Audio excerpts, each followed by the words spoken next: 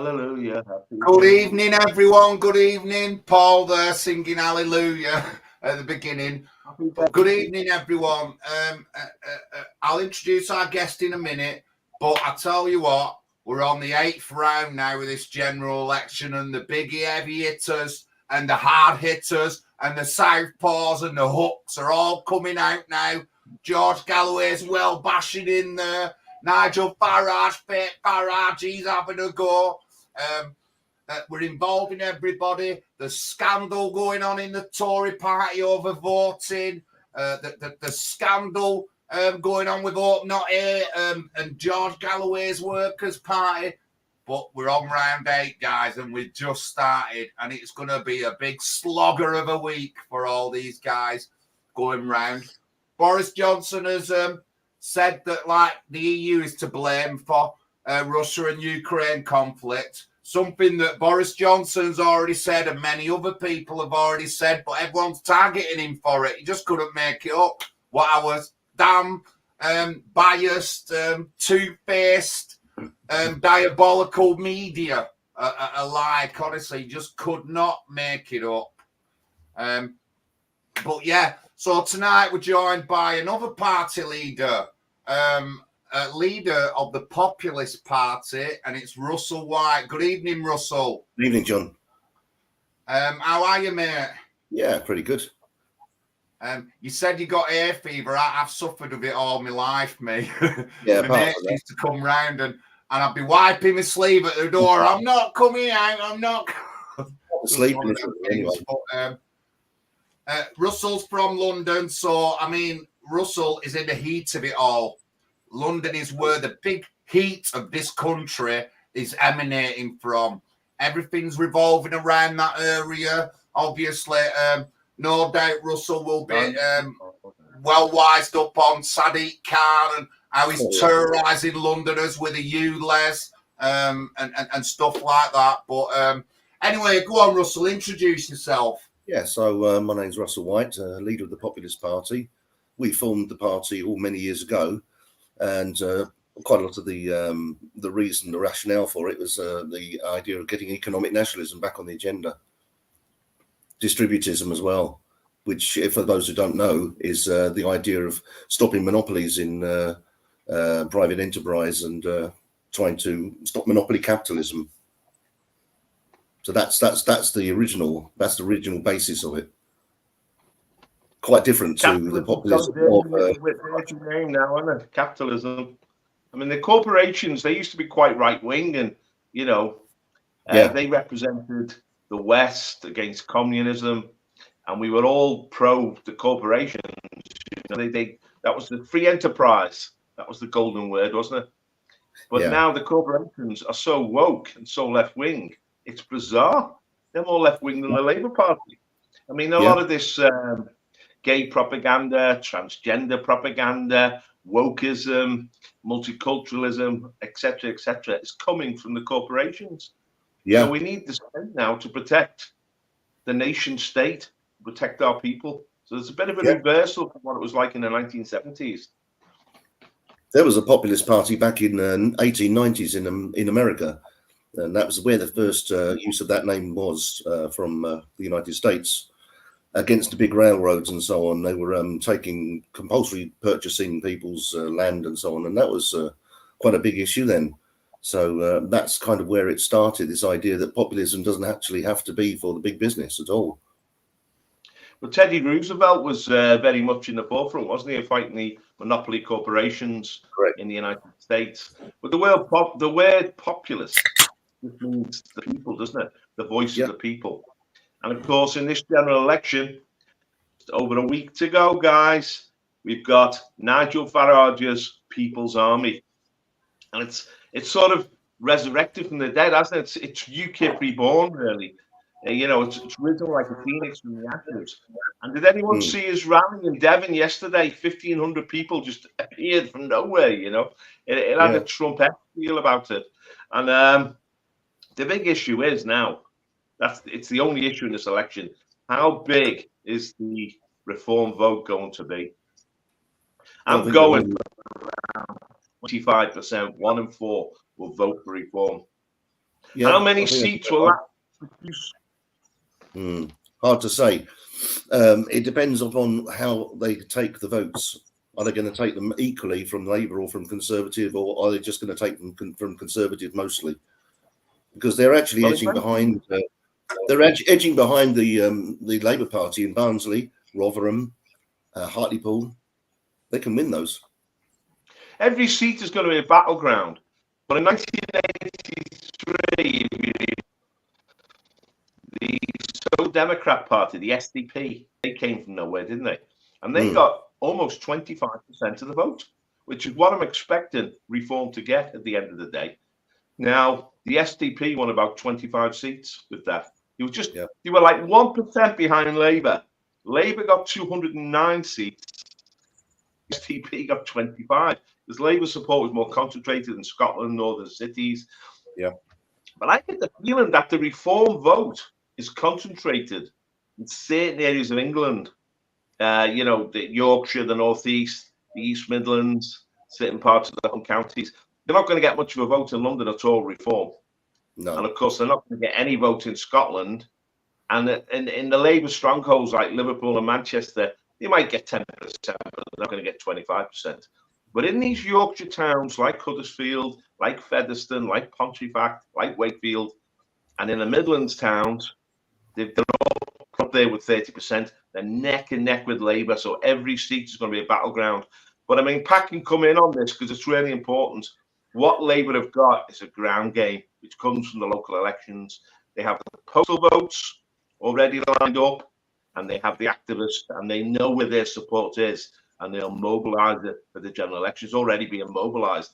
Can Reform compete with that ground game, Pat?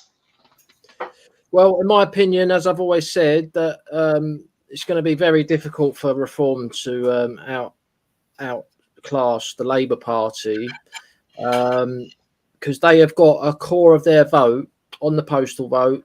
You know, most of their voters would have voted already.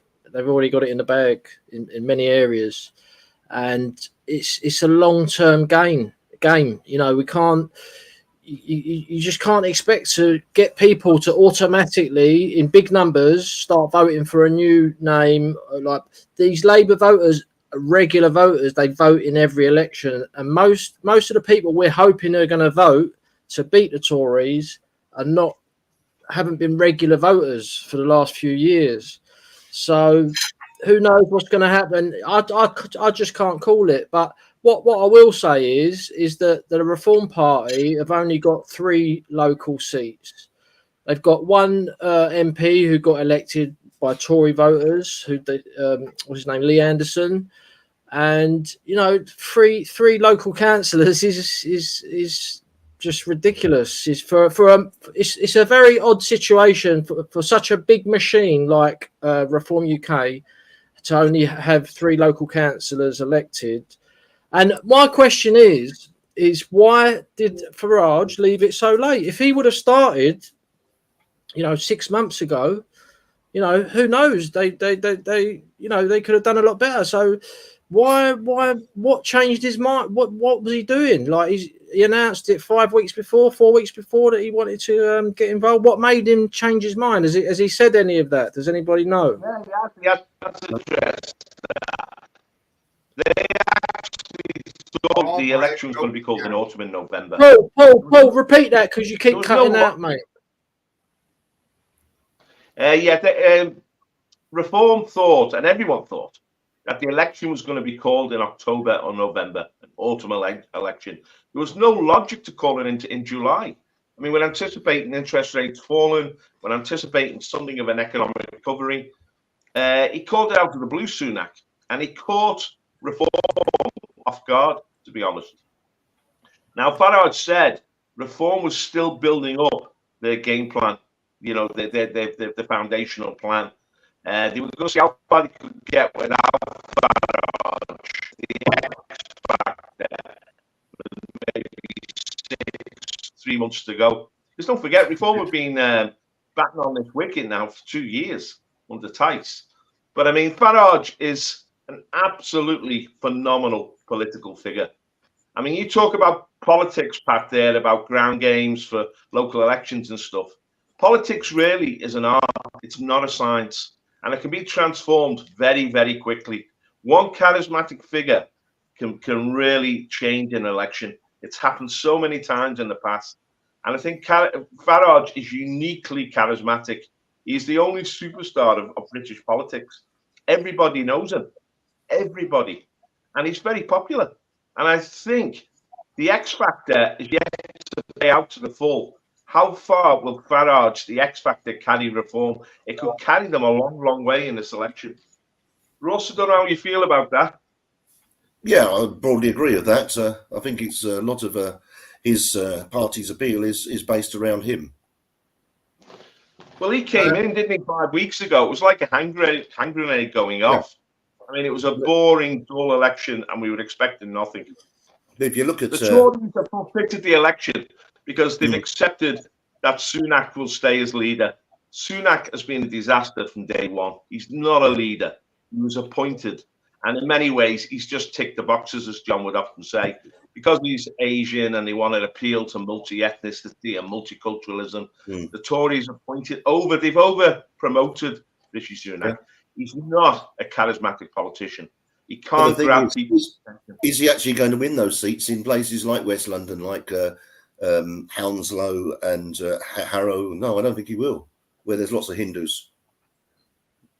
Can I just weigh in, guys? So just let me weigh in. So thank you to everyone in the chat. Welcome to the show tonight. If you don't know who we are, Nationalising Party United Kingdom. We've got a lot of viewers coming in off Twitter. So if you want to check out our website and follow our links in description, please. And you can find our stuff there, and I'll get on a bit more. But I just want to say a couple of things about reform. Now, me and Pat totally agree. We've got to get local council seats first. That's priority. So I'm showing you the South Chatterton ward, and the Andy Clare at the last minute ran as reform, and all he did was put 1,000 leaflets out, and he got 359 votes. So that is a good sign that reform will do well in the future if they focus on local elections. It wasn't the only one in Oldham. There was about 3 of them, and they all did fairly well. Now, I can't say about the rest of the country, but I can tell you about Oldham and Rochdale. And obviously, it's a bit different up here because this is a Workers' Party of Britain core is in Rochdale, Oldham and Ashton. And Gorgeous George is going for MP seats. He wants to go for Mayor and Crime Commissioner next time it's up. He's running people in local elections after this election. And he is going to do well taking votes off Labour and the Tories, which, of course, leaves it easier for independents and small parties like me to get a seat. And I have to say this 100 times, and people just don't get me. 3 years ago, I had to get 1,500 votes to get a seat in my ward. Now I have to get under 1,000.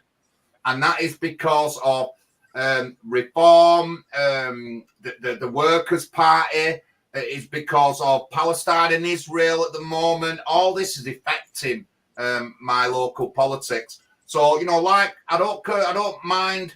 I don't know about other areas. I know a little bit about London. But up here, there is major change coming. And it was Pat who said to me 4 years ago, John, do you think that change is coming? Yes, Pat, it's coming. It's coming.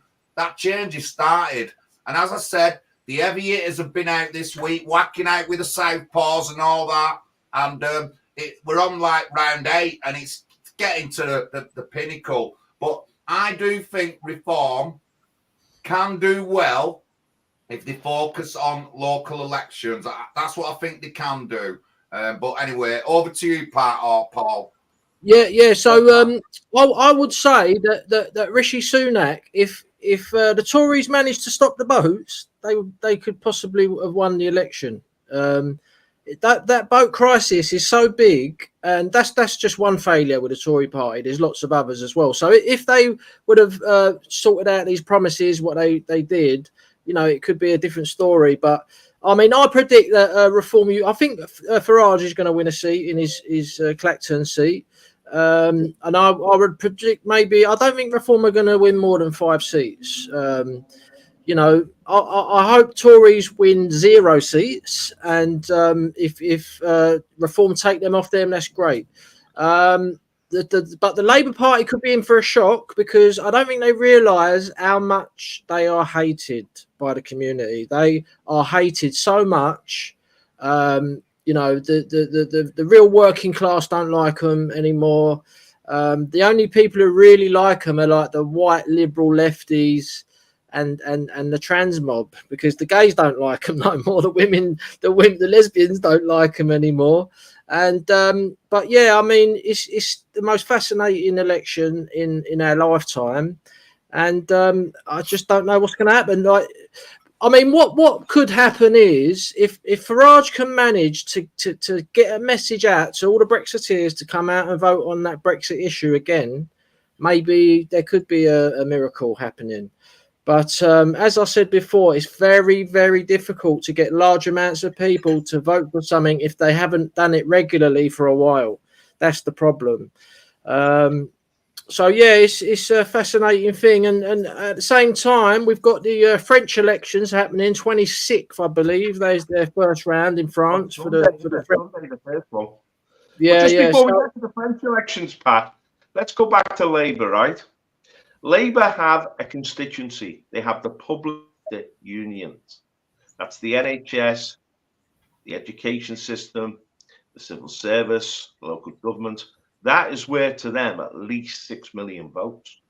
On top of that, they have problems with the Muslim community, but they will still get the majority of Muslim votes. And they will also get the whole wad of black votes in the black areas, especially in London, Birmingham and Manchester. Paul, you'll be surprised. I go knocking on doors all the time, and there's lots of black people, lots of Muslims do not like Labour anymore. They are literally like anyone else. So I mean, Labour's got a constituency, and they will get their votes out. So you're looking for Labour and a minimum vote of 10 or 11 million. Reform have already got 5.5 million to 6 million in the bag. This is their heritage from UKIP and the Brexit Party. The standing in the national opinion polls is between 19 and 24%, but I think that's under reporting their core vote. I think they'll go over 25%. They'll get to 25%, because the three issues in this general election are mass immigration. They're the only one who's speaking any wisdom on that. Taxation. They're the only one who's offering real tax cuts. Both Labour and the Conservatives will put up taxes. And of course, and we've got to get onto this, the war, the Third World War, that they're just pretending is not unfolding. Biden, Zelensky, and then the likes of Scholz in Europe and Sunak. But I think Starmer will be even more of a warmonger than Sunak, because Starmer is coming from this Blair background, Tony Blair. We've got to remember the last Labour government took us into war after war. It was the most militarised government in Britain since the Second World War. And Starmer comes from that stream of opinion. He's a Zionist. We know his wife's Jewish. We know he's got very strong links with the Labour Friends of Israel. We know he's very close to Mossad. He'll get us involved in wars in the Middle East, especially against Iran. He'll get us involved in all the shenanigans in the Far East around Taiwan. And of course, the Ukraine in Europe. He'll be rattling his saber, and people, and because Sunak is also pro-war, he's not getting the criticism he deserves here. Starmer, he's supposed to be on the left, and he'll be allied with the powers that be, with the establishment, with the deep state, calling us to war. Russ, do you think there's a likelihood of Labour taking us into war within 6 months? Potentially, yeah. There's always a likelihood. What I would say is that they're very much very similar to the Democrats in America. So it's pretty much the same party, but as far as I can see, very much the same demographics voting for them. Probably they don't have as much in the way of public sector workers in America because of the nature of things. But yeah, I think so, and they are Zionist. I think that, and I think that we need parties. Yeah, and we need parties. It seems like the elite in America and in Europe and in Britain, they want to push this woke agenda across the world. Now, the Orthodox civilization, the Hindu civilization, the Chinese civilization, the Islamic civilization are dead set against the woke agenda. It's got no moral authority. It's all madness. I mean, Putin just keeps saying all the time, how can you teach a child that a man can become a woman and a woman can become a man? It's just insanity. So this is where Galloway goes in well. Galloway's good. Galloway, yeah. Well, Galloway's linked with the Islamic world, isn't he? Galloway is essentially an Islamic candidate because he's linked with Iran and he's linked with the Palestinians. He's probably a convert. That's how you see it unfolded. Sorry, I missed that. Paul? Pat, how do you see the war situation unfolded? Well, it's looking very, very dangerous at the moment. I was just saying to Russell before the stream that Hezbollah have threatened Cyprus and told them if they allow Israel to use their airfields on Cyprus, they're going to be targets for missiles, because Hezbollah know that the Israelis are there as we speak, preparing their planes for the imminent invasion of South Lebanon. And a lot of people say that Hezbollah have been wanting this for years, and they've been preparing for years. They've got these missiles. They've got so many missiles.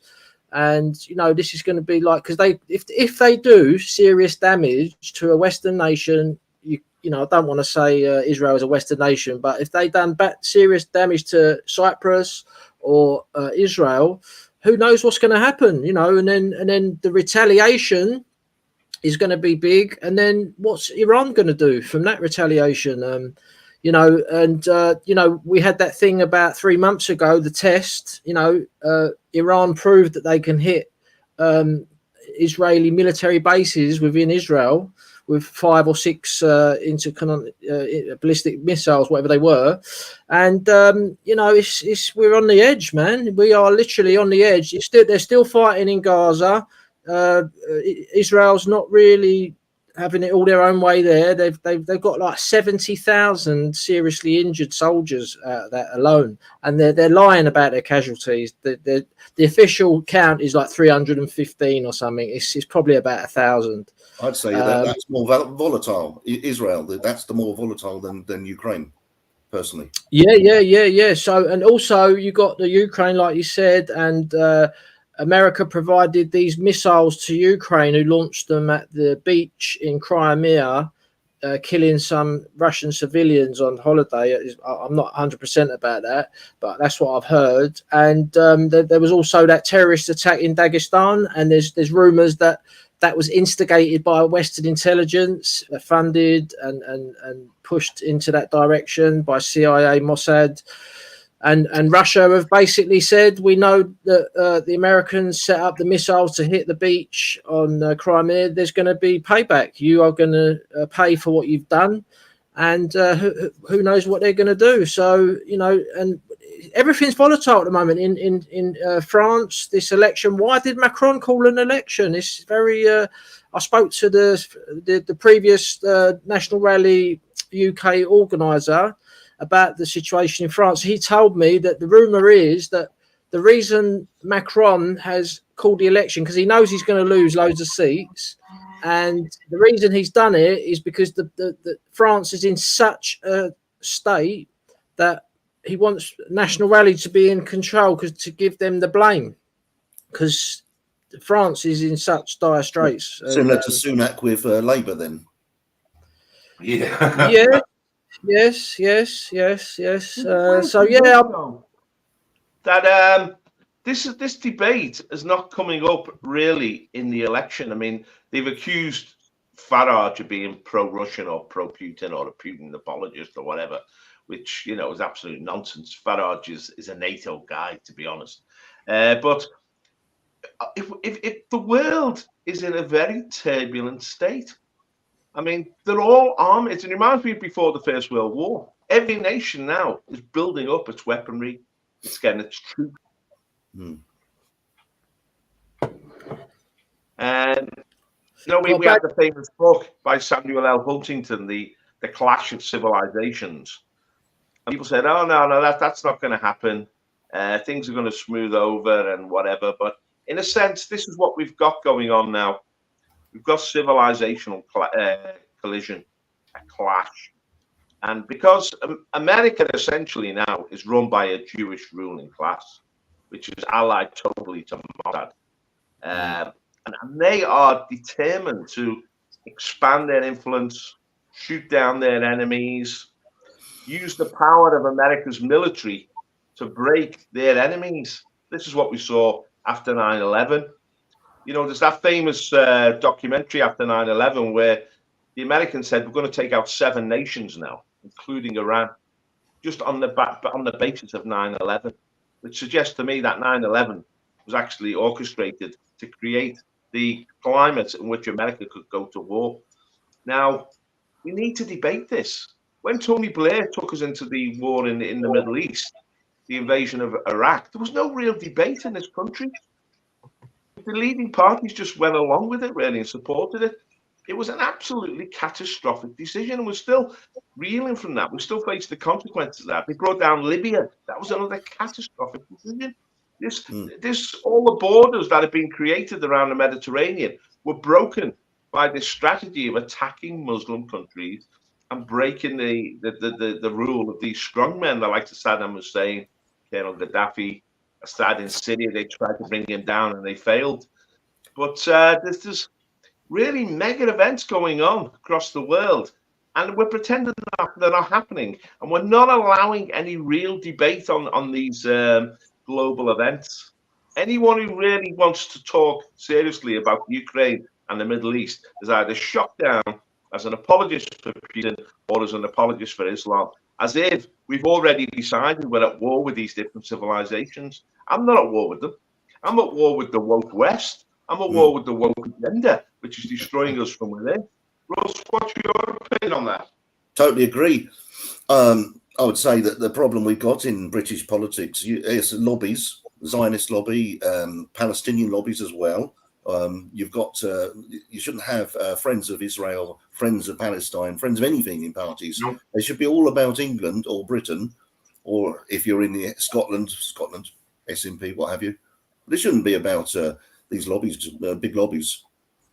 Shouldn't be at all. I mean, the Populist Party, we don't allow that. We don't allow it. We say no, that's not right.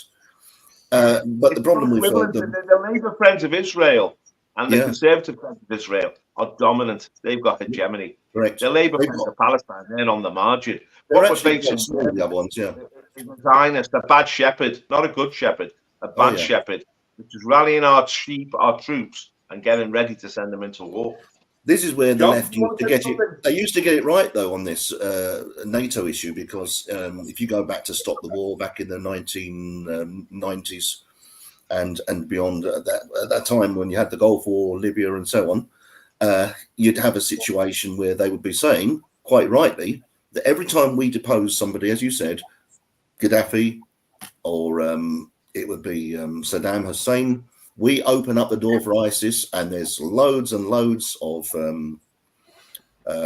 refugees flooding into the West as a result.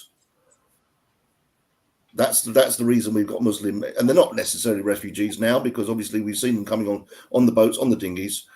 But the narrative is that they're all bona fide now, according to the left. What do you reckon? Yeah. Well, anyway, Russ, what you said about Israel and Palestine, if I were Prime Minister, I'd be banning all them protests. And don't think for a minute that the Palestinians ain't got the influence. Kim Leadbeater, on her latest election leaflet, Friends of Palestine, they've got big influence in all our political groups and stuff like that. And I'm sick of it. And no, there's nothing for the UK. I don't understand why normal people cannot see this, Russ. I don't get it, And even anyone who supports Israel, how can they support Israel and not support the United Kingdom first? You know what I mean? United Kingdom first. And I'm sick of all these words like Zionist and stuff like that, and I'm just sick of it. Although, like I said, on the other hand, it's giving me a chance in Oldham to get a seat with less votes because of the Workers' Party and people's loyalties. But it's a sad day for the United Kingdom that a lot of our elections are going to be based on a foreign conflict. No party should be totally dependent upon a ethnic minority or religious minority vote. No, definitely not. 100% not. You know, and I'm total agreement with that. But you know, what we're going to do, we're going to have to change things. Hopefully, this election and the next previous elections that are coming will change things. But good evening, real bit, real talk. You'll have to come on the show one time, you mate. Thank you, everyone in the chat. I put Russell's X link in, so please follow it, guys. Please. So Russell, I invited Russell onto the show. Russell is the leader of the Populist Party. Russell White, his name is, and they've got very similar policies to us. You know, we want to leave NATO. We don't want Friends of Israel or Friends of Palestine groups in any of our political parties. We don't want Friends of any other countries groups in any of our political parties. It should be illegal. We don't want to ban marches, just reiterate that. And but yeah, we agree on so much. We want to stop permanent settlement and immigration, want to leave the UN Refugee Convention. ECHR. You know, ECHR, yeah. We want to prioritise British industry and businesses rather than have a globalist approach to business and allow all these foreign companies coming in just looting their country basically. And but we're a small political party. Anybody who's watching, we stand in local elections. We got a lot of people watching on Twitter, 177 people, which is good.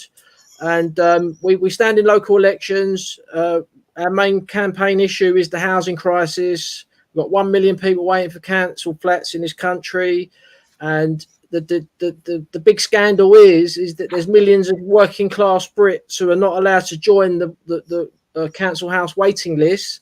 But at the same time, they're saying refugees are welcome here from all around the world. You go to any local authority website and you'll see some section on there like how proud they are that they're inviting more refugees in to give them housing. And there's millions of working class Brits are not even allowed to join the blinking queue. And it's a disgrace. And I'm surprised Farage is not capitalising on that particular issue.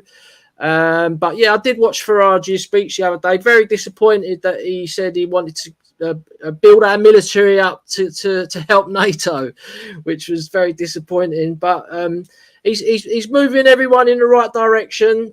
You know, he's not perfect, but NATO is a big problem. NATO illegally occupied Iraq, and that was an illegal war. 1 million civilians were killed in that war. They bombed Serbia and helped Kosovo break away from Serbia. You know, at the end of the day, I said it in a tweet the other day, maybe NATO should have had a look at Israel for who did 9/11, because, you know, we invaded Afghanistan. Our Zionist government invaded Afghanistan and then Iraq, then Libya, tried to do Syria, but failed, thank God for that, because ISIS was about to take over Syria and decapitate all the Christians. So Assad saved the Christians. And another thing about all these Middle East wars is that there was Christian, Jewish populations in all these countries like Iraq, Libya, Morocco. But when all this happened, the invasion of the Middle East, the war on terror, it basically radicalized all these countries into really extreme Wahhabi, ISIS terrorist organizations. And they're the ones who cleared out all the you know, Jewish community, Christian communities, and who instigated the whole thing. And it was basically the Zionist NATO forces. So well, yeah, the thing, Pat, NATO is a force for turmoil, for chaos, for war. It's an aggressive alliance. It was created as a defensive alliance against communist bloc. Since the collapse of the Soviet Union, it's gone on the attack. Now, we've talked about Labour Friends of Israel. We talked about equivalents like the Labour Friends of Palestine. They're not equivalents. The Zionists control American politics. They control both sides of the House, both the Republicans and the Democrats. The AIPAC, the American Israeli Public Affairs Committee, they control every single candidate in the US elections. So they make sure that Israel always comes first. And they're financed by American dollars. American aid to Israel, which goes to AIPAC, which buys the congressman, which means more aid for Israel. So Israel is dictating America's foreign policy. We are America's poodle. We just go along with America. Now, when Farage said that we provoked Russia, he crossed the line, because the Zionists don't want us to tell any truth about what's happening in the international arena. Now, you said there, Farage said he's pro-NATO, but the thing is, if Farage was to come out as anti-NATO, he would be shot down and destroyed. He would not be in this election. You've got to realize the power of the Zionist bloc. They control the democratic process in the West. They control the political parties. If you go against them, if you expose them, you won't be on the table. You won't be allowed at the table. It's simple as that. Paul, I'd like to just add a little bit to that. Yes, totally agree with you on that. But I would say that leaving NATO could be the new Brexit, and it's a one way of getting young people who are most likely to be called up to actually go and fight in these wars for globalists, to actually get interested in anti-globalism, because obviously there's nothing like survival to actually focus on. And also, Paul, it's a bit of a, well, it's not a bit, it's a massive contradiction if Farage claims to be against globalism and he's supporting the military arm of globalism, which is NATO. So he doesn't have to say that, in my opinion. He could easily, he's got enough support now, he can say what he really likes, I think. No, he can't. If he cancelled it immediately, Pat, he would be totally stigmatised and demonised by the national media, by this political establishment. He would not get on the He's being demonised. He's being demonised anyway by him, isn't he? No, I mean, he would be destroyed. They would go for the jugular. Don't forget, these people, a deep state, they prevented Trump from becoming president again. Trump won the 2020 election. This is how powerful these people are. They can destroy anybody. They destroyed Boris Johnson. They wanted Sunak in place. He's the World Economic Forum candidate. They've now decided they want Starmer. This is what people have got to realise. Starmer is an appointment from the World Economic Forum and the deep state and Mossad. They're putting Starmer in the prime position because he's the puppet on their string. Now, Sunak is not really, the reason the Tories have left Sunak in place is they don't want to win this election. The Tory party has lost its instinct for power. Well, as soon as it knifed Boris Johnson, it basically said the game over. They appointed Sunak. Are the British people going to vote for a Hindu who's an Indian? He's 100% Indian, Sunak. He hasn't got a drop of British blood in his vein. He's married to an Indian. He's raising his children in the Hindu faith. His background in India is deep. He's part of the Indian establishment. His family fought the British for decades. They fought the British in India and they fought the British in East Africa. He is anti-British. He was an appointed figure for the Tory party, appointed by Cameron. Cameron has now gone over to the Jewish side. He's a total Zionist operative. It's all a game. The establishment that are playing the game. Farage has come in and he sort of put a spike in the wheel, but they're demonising Farage now. They're making it impossible for the campaign. Well, this is my point, Paul. Yeah, this is my point. You're saying that Keir Starmer's the WEF Mossad candidate. So if it doesn't matter what Farage says, they can shoot him down anyway. So he could easily say he wants to leave NATO, but in my opinion, Farage is a globalist, and that's why he wants to stand. What you're saying, Pat, is that Farage should not actually be in the game. Farage has got a platform and he's got an ability. He's got a chance now to actually. No. What I'm saying is, if he's against globalism, he should be saying he wants to leave NATO. That's what I'm saying. If he could consist of that, he wouldn't be in the game. He wouldn't even be there. He'd never got any team. But you're saying that the Mossad and the WEF are backing Starmer, so they can just shoot down Farage anyway. They can get rid of him anyway. So I don't see what you're pointing. It was the Prime Minister of Slovakia, Robert Fico. They attempted to assassinate him, didn't they? They put 5 bullets in him. They've just attempted an assassination on Viktor Orban. Mossad is run riot. And of course, if Farage was really going to get into number 10, was really going to upset the apple cart, would not surprise me if they put a bullet in it. I mean, we're all waiting for them to put a bullet into Trump, but the way they've tried to stop Trump is through lawfare. So far, it's failed, but it's still unrolling. I mean, these people are really demonic. They're insidious. The fact that Farage has had the opportunity to say anything is a miracle in itself. It's a miracle. What about the aeroplane crash? Go on, Russ. The aeroplane crash during the 2015 general election, Farage, and was that potentially an assassination attempt? Well, the deep state are quite. I know now that John F. Kennedy was assassinated by Mossad. That LBJ was an Israeli agent because the Israelis wanted the nuclear bomb, and JFK was staunchly against them acquiring it because he knew the consequences. Once Israel has a nuclear bomb, it means they can't be attacked. It means they can do whatever they want. He wanted America to maintain world hegemony, to maintain control of the world, because he didn't trust the Israelis. So what did the Israelis do? They assassinated JFK.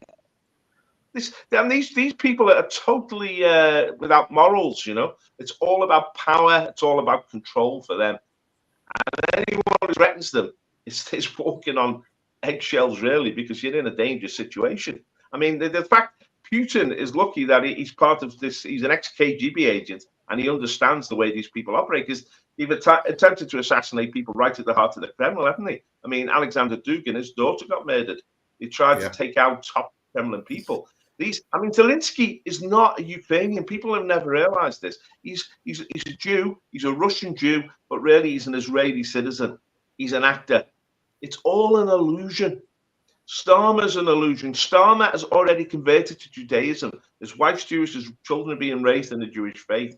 What we're facing here is a Zionist takeover of the West. But the rest of the world, they're not going along with it. This is their problem.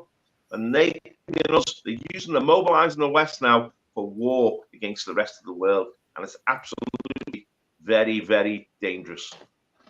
Well, I think that they're actually losing control, and that's it's not a Zionist takeover. They've been in control for the last 60 years, and in various parts of Europe, they're some people say Marine Le Pen is tied up with the Israel lobby. I don't know about that, but they're panicking, and I understand what you mean, that they're ruthless and they will do things to stop people, but we need to push them into that situation. Like, a lot of people say, oh, they'll never let us win politically. But, like in France, I predicted that they may call martial law or something eventually to stop National Rally getting into government. But we need to push them into that corner to do that. You know what I mean? And I've always said that in this country, we're like 3 or 4 years behind mainland Europe, and unfortunately, it's because of Nigel Farage, and he's going to take the limelight now. And I hope the Tories get completely destroyed, and then we'll see what happens after the general election. But our main focus is on local elections, and that's what really should have been Reform's main focus, is local elections, because they're trying to start from the top going down. And in my opinion, you can't do that. And we'll see what happens after the election. Right. Hold on, guys. Just let me change a little bit. I just want to go to Russell. The Populist Party. I'm looking through some of the things. Direct democracy. We like that. We do like that. And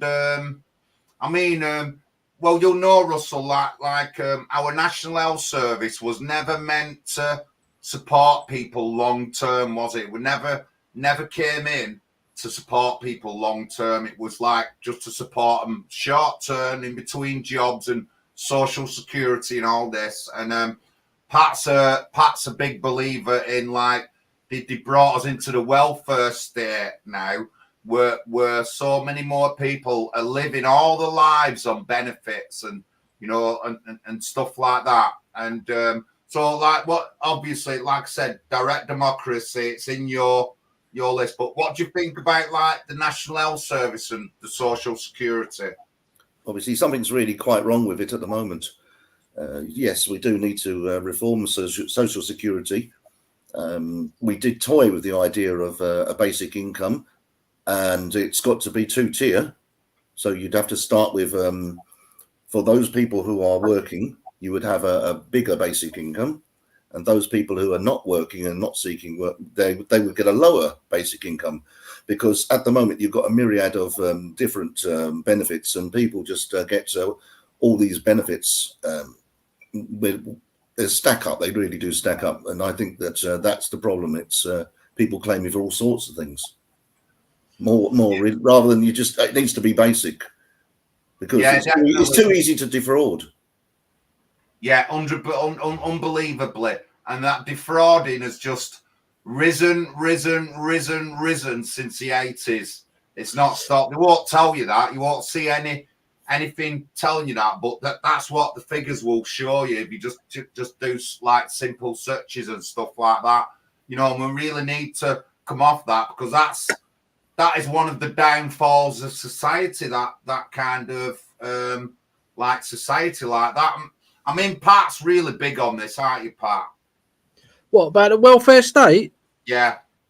Well, I'm very against it. That's for sure. What I mean. That's what I mean. Yeah. It's well, I've always said it. The welfare state, I think, replaced Christianity, and people started worshipping this socialism concept rather than God Almighty Himself. And you know, at the end of the day, years ago, that the church would look after the vulnerable and the community, but now they're just giving unlimited money to people to go and have children everywhere with no responsibilities, and it's unsustainable. We're in trillions of debt, and the bankers love socialism, you know, because they get the nation into debt.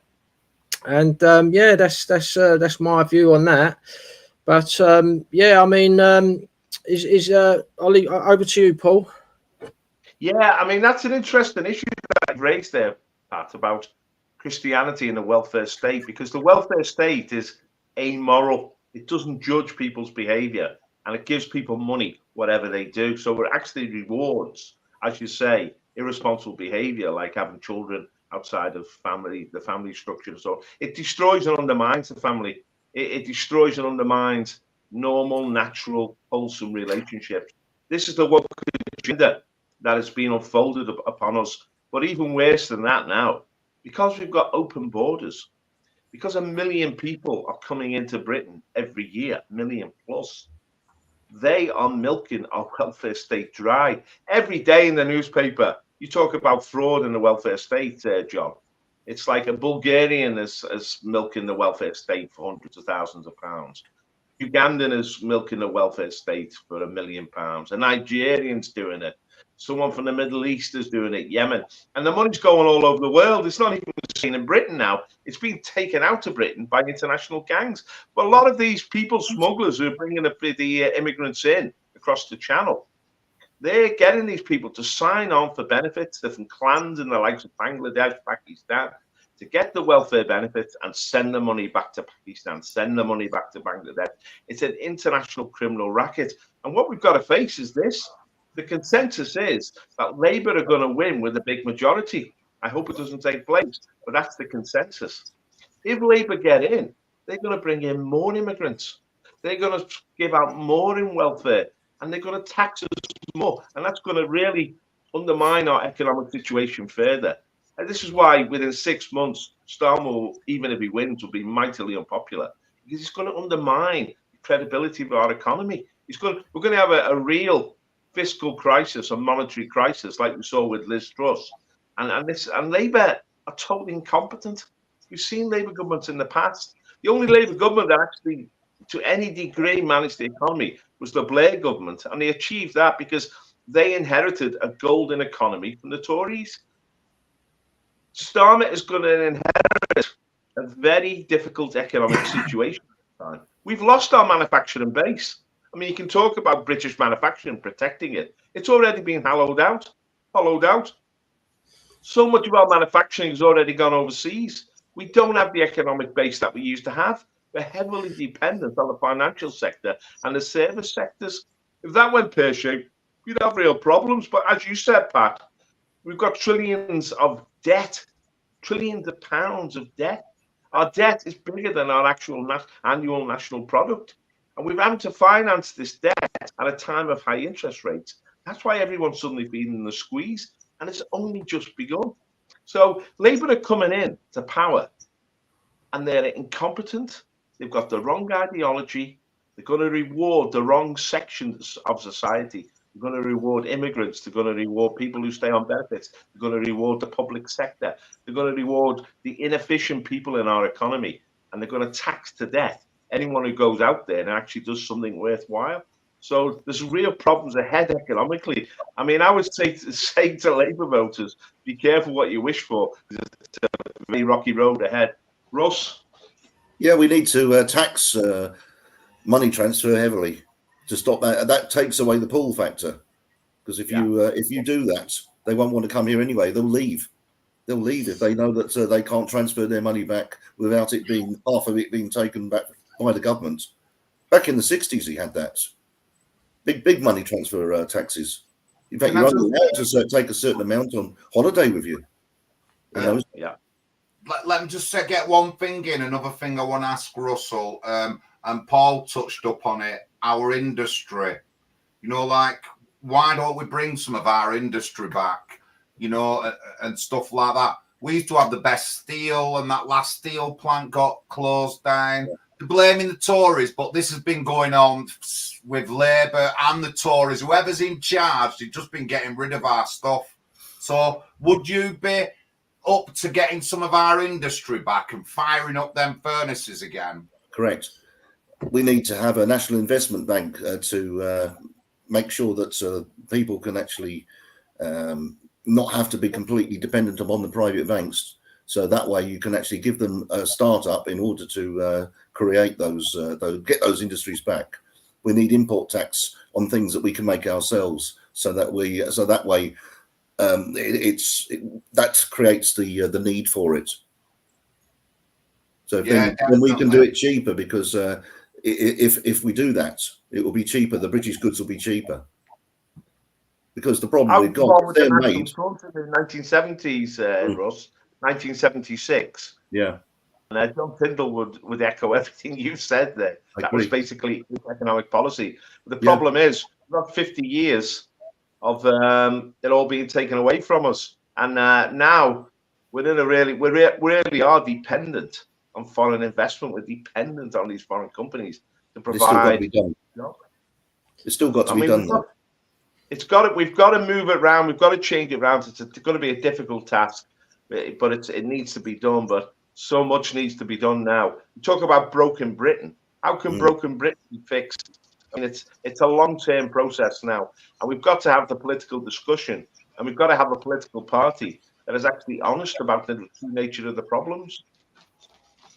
Yeah, I think that the European Union is on the verge of collapsing, and this will create more opportunities for individual nations like our country to start producing things again. And all this globalism is scaling back now. Nationalism's on the rise all over the world, and hopefully Trump will win, and hopefully National Rally will get in France. Hopefully the Tories will be out of the way, and Labour will, have a big majority. And like Paul said, they're going to be hated. I mean, it's going to be in my favour for my local election if Keir Starmer is the Prime Minister, and we've got Sadiq Khan, Mayor of London, as well. So by the time I get to my election in 2026, the local community where I live are going to absolutely hate Labour so much that it's going to damage Labour's vote.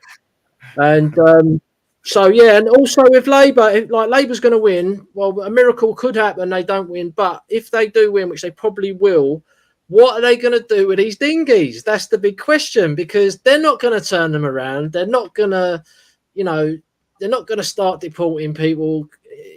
It's going to become a crisis. This is what I predict. It's going to get so bad, the amount of rapes that have happened and murders and attacks by these people, it's off the scale. And the media are quieting it down. It's only people like us who talk about it online who get the message out there.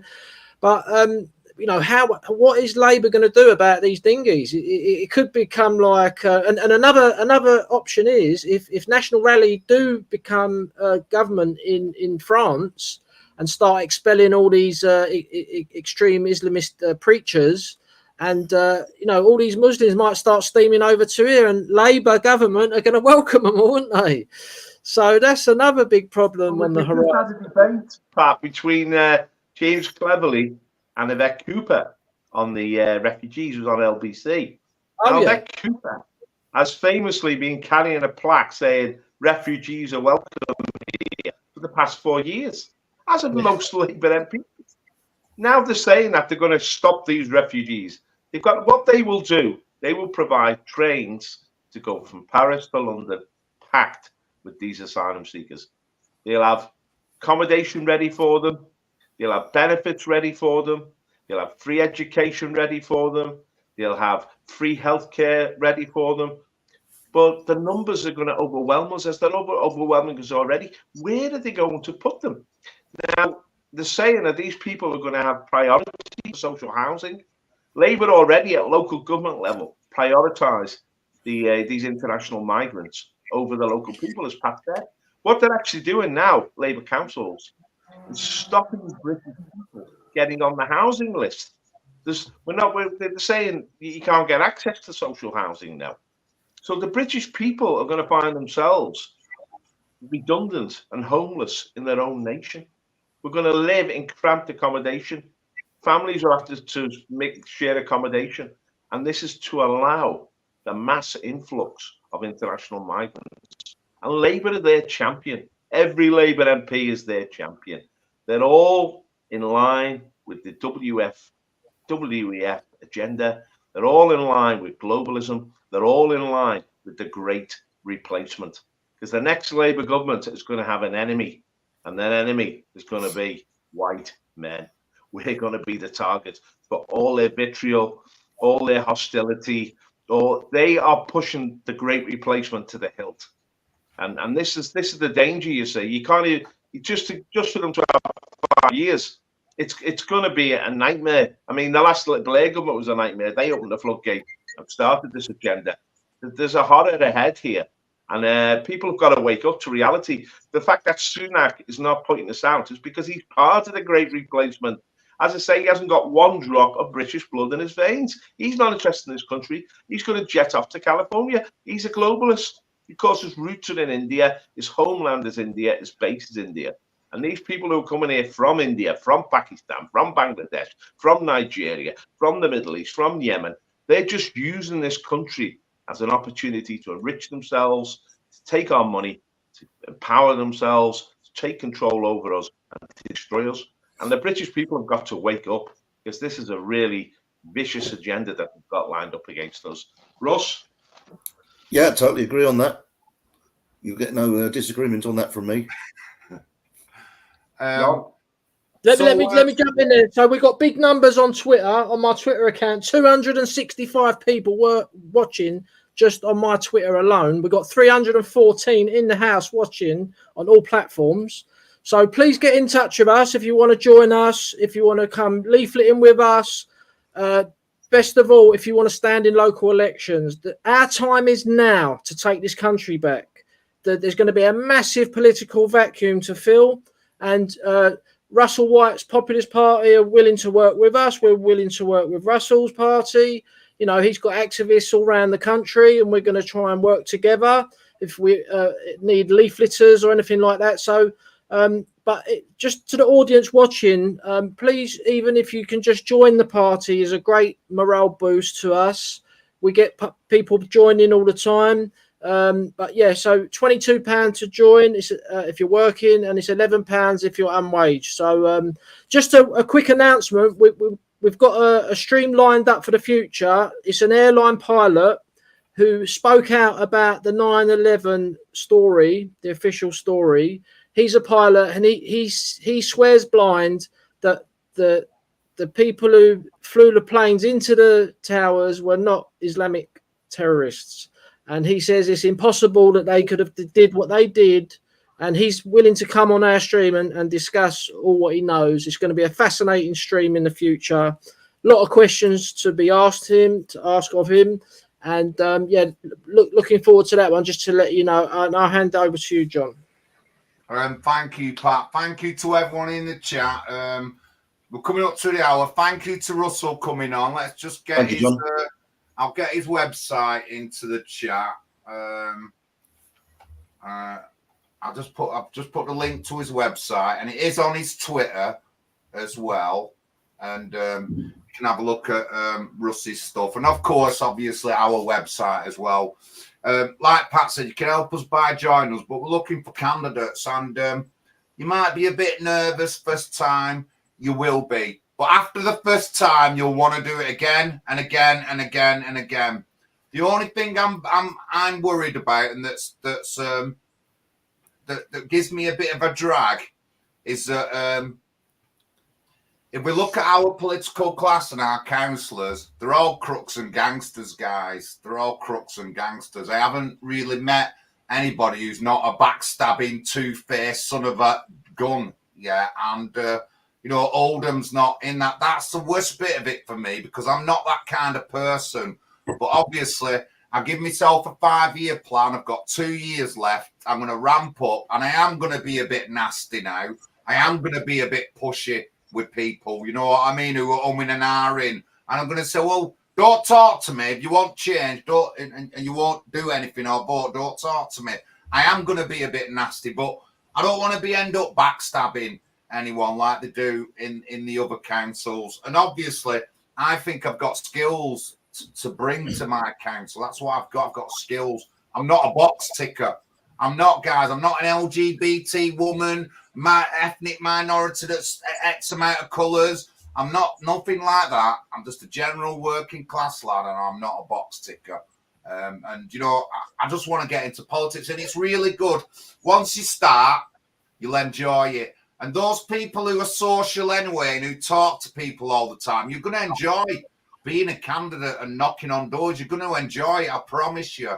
But, let's get to it. So join a party and stand up in elections. I am going to be supporting over the next couple of years, even people who are independents who are not in parties. I will be supporting a couple of these. There's a couple of people lined up. One of them's Nick Wilson in the chat. And, I'm not going to go into Nick's story, but we will do a video on it in the next few weeks. But honestly, you're just going to be shocked when I tell you Nick's story and what happened to him. You're just going to be, everyone is going to be shocked. You're going to be angry, and you're going to be thinking that you missed something. But this really did happen to Nick, and Nick has just been ignored by every authority, the police, the council, and everything.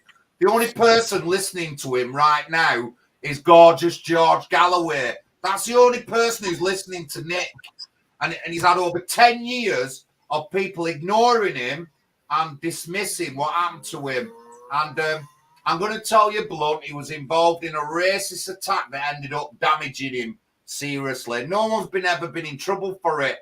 But, we're going to call these people out. And I'll be calling these people out. I'll be calling the police out. And anyone else involved in his case is going to be getting it full throttle off me, I tell you. But, that, John, it was an anti-white attack, wasn't it? Yeah, we're just on stream now. I just want to state that we are a Christian party, and that's why we have hope. We have hope in the future, because even though the nations may conspire against God, he just laughs at them. Because what they're doing is foolishness.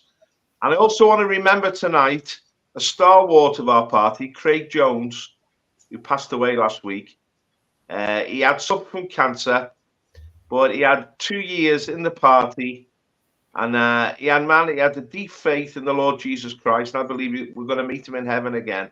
So we just want to remember Craig Jones passed away. He was a beautiful man, beautiful human being, a great patriot. We've lost 2 people now in the National Housing Party. We lost Arlene last year, another beautiful lady from Scotland. And this is the thing: when you join a political party, you join a family. Tomorrow night, Wednesday, we have our Bible study. If anyone wants to join us, just message Pat. But we focus, we believe in truth, not lies. We believe in right, not wrong. We believe in justice, not the injustice and the brutality that we see all around us now. And that's why that gives us the moral purpose to fight our corner. We believe in morality. We've talked about the welfare state undermining morality. The woke agenda undermines moral truths. Without moral truths, you've got no strength. That's why the West now is having to fight wars, because nobody respects them anymore, because they've turned their back on morality. So we're standing up for what is right, for what is good, and for what is just.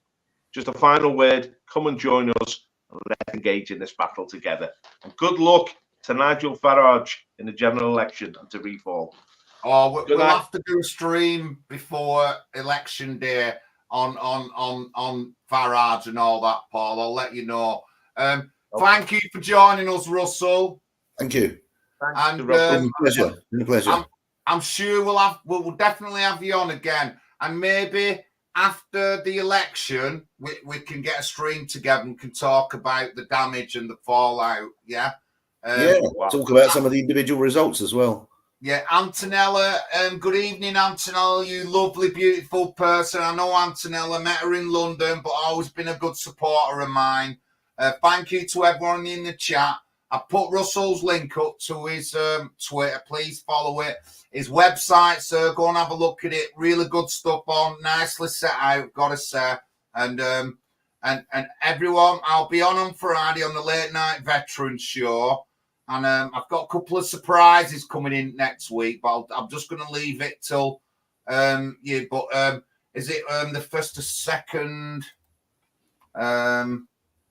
The 2nd of July, which is a Tuesday. That's when you want to be watching my feed of my YouTube, and you're going to see some awesome activities in hand. But thank you very much again, Russell. Thank you. And I'll see you again. And thank you to everyone in the chat. Don't forget, Nationalising Party for your local councillor. Contact us, donate, look at our website, join us, share our stuff. And I'll see you next week.